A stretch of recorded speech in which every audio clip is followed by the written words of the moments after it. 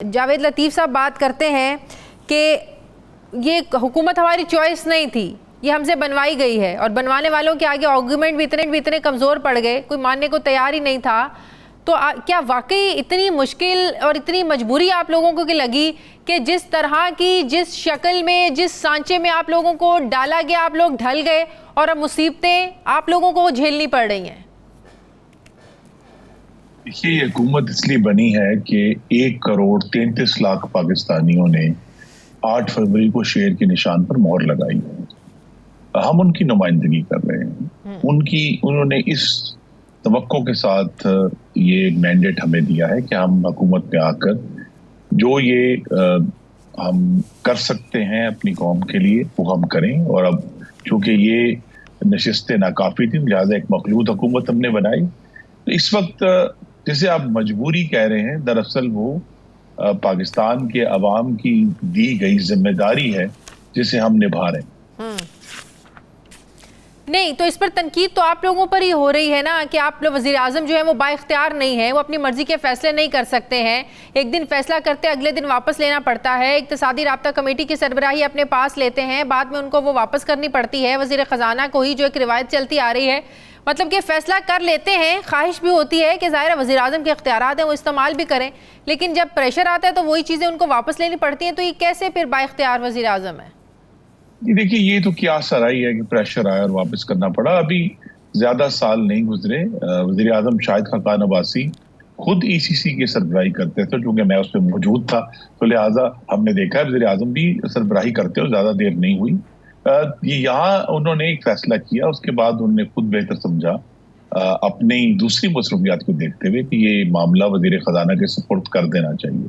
देखिए, ये जो इस वक्त हम जिसे कह सकते हैं, अंग्रेजी में कहते हैं टीदिंग पेन्स है नई हुकूमत की, इनसे ज्यादा अहम ये है कि आइंदा चंद हफ्तों में ही अब बजट की आमद है।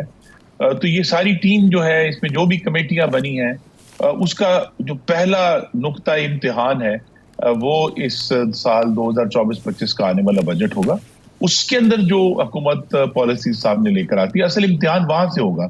और आने वाले दिनों में अब जो पॉलिसीज बन रही हैं, अगर तेजी से कुछ ऐसे मुआशी इक़दाम ले लिए जाते हैं कि मुआशरत में इसका काम पैदा होता है, तो फिर ये सारी कमेटी किसने चेयर की, किसने नहीं चेयर की, ये सब चीजें जो है सानवी हैसियत इख्तियार कर जाती है। आपको लगता है कि बजट में पॉलिसीज हमारी अपनी होती हैं या बाहर से आती हैं, उनसे उनकी तरफ से पॉलिसीज आती हैं जिनके हम मोहताज हैं, जिनसे हमने पैसे लेने हैं? IMF की मर्जी के बगैर तो कोई पॉलिसी पाकिस्तान में बन ही नहीं सकती। ना आप कुछ सस्ता कर सकते हैं, ना महंगा कर सकते हैं। देखिए, बन सकती है अगर हुकूमत IMF जो मैंने खुद भी जो 1 साल पहले उनकी टीम आई थी जनवरी 2023 में, उनके साथ नेगोशिएट किया है। उनका मुतालबा ये नहीं है कि आप ये चीज महंगी करें या आप ये चीज सस्ती करें। उनका मुतालबा ये है कि आप अपनी जो कर्ज वापस करने की सलाहियत है उसको बढ़ाएं। उनका जो इंटरेस्ट है वो सिर्फ कर्ज की वापसी में है। तो लिहाजा पाकिस्तान में हमारे ऊपर, हम हर दफा एक आसान रास्ता इख्तियार करते हैं, क्योंकि हमारे पास उस वक्त तो खासतौर पर पिछले साल जबकि इलेक्शंस चंद महीनों की दूरी पर थे तो उसका बड़ा एक सियासी प्रेशर था। अब जबकि हुकूमत के सामने अगले 5 साल का पूरा एक टेन्योर मौजूद है, तो ऐसे फैसले किए जा सकते हैं जो आर्जी तौर पर गैर मकबूल हों लेकिन लॉन्ग टर्म में उनके फवायद हों।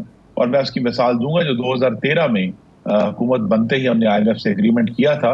शुरू में हमें बिजली की कीमतें बड़ी बढ़ानी पड़ी थी और उस पर इसी तरह बहुत एतराज भी आया था, लेकिन उस 3 साल के मुकम्मल होने तक पाकिस्तान में महंगाई जो है वो रिकॉर्ड कम सतह पर आ चुकी थी, 2.8%, और पाकिस्तान में ग्रोथ दोबारा शुरू हो गई थी। तो लिहाजा अगर वक्त हो तो ऐसी पॉलिसियां बनाई जा सकती हैं जिसके जरिए आप IMF, ठीक है, उसके साथ आपने तो ये मेंटली आवाम को प्रिपेयर किया जा रहा है कि महंगाई भी होगी, बिजली भी महंगी होगी, गैस तो ऑलरेडी इतनी महंगी हो चुकी है। जी, तो मेंटली हमें ये नहीं, मेंटली ये प्रिपेयर करना है कि अभी फौरी तौर पर तो बड़ा रिलीफ नहीं होगा, लेकिन अगला साल का जो आगाज है, 2025 का आगाज है, उस वक्त तक हम ये तवक्को कर रहे हैं इंशाल्लाह कि पाकिस्तान की मुआशरत में इस्तेहकाम आएगा। तो लिहाजा जो आप समझते हैं कि सियासी इस्तेहकाम के बगैर मुआशी इस्तेहकाम आ सकता है पाकिस्तान में? सर जी, नहीं आ सकता, लेकिन सियासी इस्तेहकाम बहुत हद तक मोहम्मद नवाज शरीफ और अब सदर आसिफ जरदारी के हाथ में है, क्योंकि अब दोनों हजरात जो हैं वो मुल्क के आला तरीन ओहदों पर बैक वक्त फाइज हैं, तो लिहाजा उनके दरमियान तो अब कोई ऐसी दीवार नहीं है जिसे चंद मिनटों के टेलीफोन से या एक दूसरे के घर भी जो है वो कहते हैं ना 500 गज के अंदर अंदर है।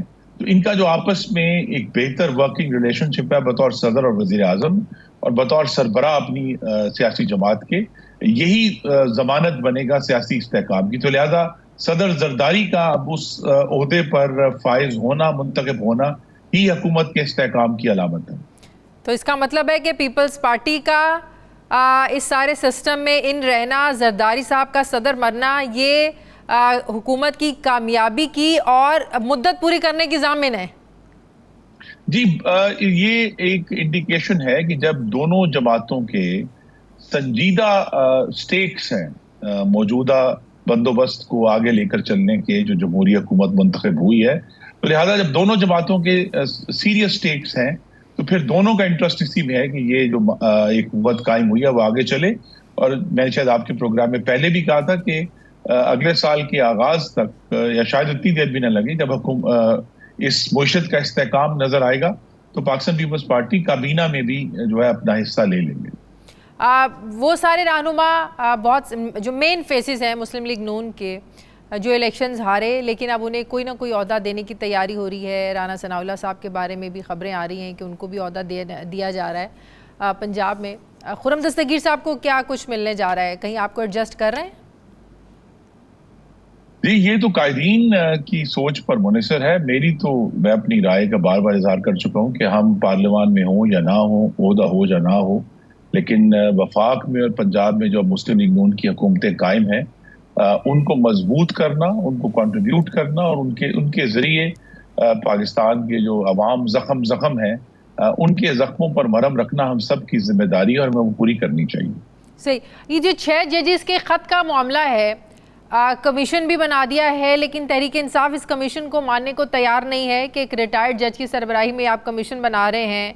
हाजिर सर्विस जजेस जो हैं वो कैसे सामने उनके पेश होंगे? उन्होंने तो तजावीज़ मांगी थी सुप्रीम जुडिशल काउंसिल से, जुडिशल कन्वेंशन बनाने का उन्होंने मुतालबा किया था, जुडिशल कन्वेंशन बुलाने का मुतालबा किया था, उनके किसी मुतालबे पर गौर नहीं हुआ, उल्टा कमीशन इस पर बना दिया गया। और कमीशन की जो तारीख है, हिस्ट्री है पाकिस्तान में, वो भी किसी से ढकी छुपी नहीं है।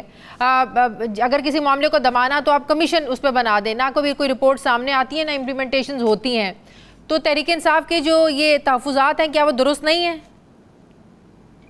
जी, उनके तहफ़्फ़ुज़ात बेमानी हैं, इर्रेलेवेंट हैं, क्योंकि ये मामला अदलिया का अंदरूनी है और उनकी अपनी खुद मुख्तारी का मामला है। जो 6 जजों ने खत जो है वज़ीर आज़म पाकिस्तान को नहीं लिखा, उन्होंने तो चीफ जस्टिस को बतौर जुडिशल काउंसिल के हेड के ये खत लिखा था और ये अदलिया के मुकम्मल तौर पे इख्तियारात में था, जो कि खुद 6 जजेस हैं उनके इख्तियारात में भी था, सुप्रीम कोर्ट के इख्तियारात में भी था कि वो उसके ऊपर खुद अपनी कोई कार्रवाई करते। लेकिन चीफ जस्टिस की और सीनियर जजेस की मुशावरत के साथ ही ये मामला कमीशन तक पहुंचा है।